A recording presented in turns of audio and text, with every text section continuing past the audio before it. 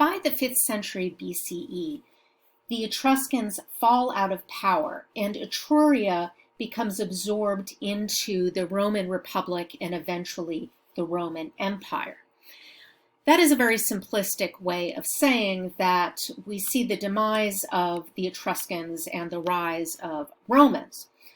But they don't disappear entirely. In fact, we know that the Romans sought out Etruscan artisans and held them in high regard, especially for their metalwork, particularly bronze. We have very few examples of Etruscan bronze work, for the same reason we don't have very many examples of Greek bronzes, which is that as a precious metal, it is often melted down to make other things. This example that I'm showing you, the Chimera from Arezzo, is one of the few works that is confirmed as an Etruscan bronze. It was recovered during the Renaissance in 1553 and claimed by Cosimo I de' Medici, who was the Grand Duke of Tuscany, and it's currently housed in the Archaeological Museum in Florence. It was discovered along with a collection of small bronzes and was then studied and declared authentic Etruscan bronze by Giorgio Vasari. A chimera was a legendary fire-breathing monster from Greek myth that was eventually killed by a hero from Corinth who was mounted on the winged horse Pegasus and was able to slay it.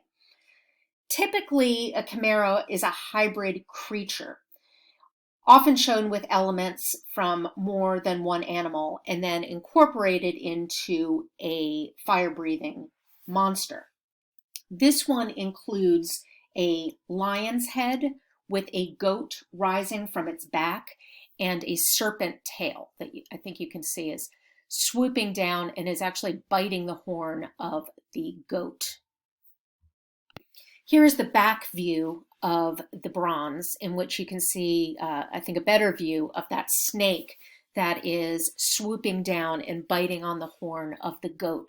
And the goat has kind of a little beard, and we see all of this wonderful fur, the stylized fur of the lion's head. The creature is in really a complex position that really suggests that the artisan meant for it to be viewed from all angles. You actually can't get a complete view of all three creatures from one side. The lion's head is facing in one direction and the goat in the other. And then, of course, it's hard to imagine that the snake is anything but a tail unless it's viewed from a particular position. It has all of these writhing body parts that show all of this complex naturalism in terms of the musculature of the animal that is then contrasted with all of this stylized ornamentation in the fur and in the mane of the lion and even the paws, these really long, sharp talons. I really love this view when you can see it from the front.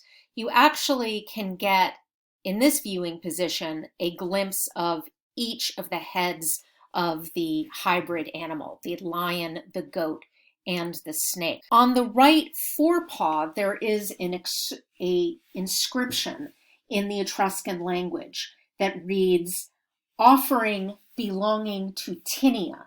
And Tinia was the sky god in Etruria.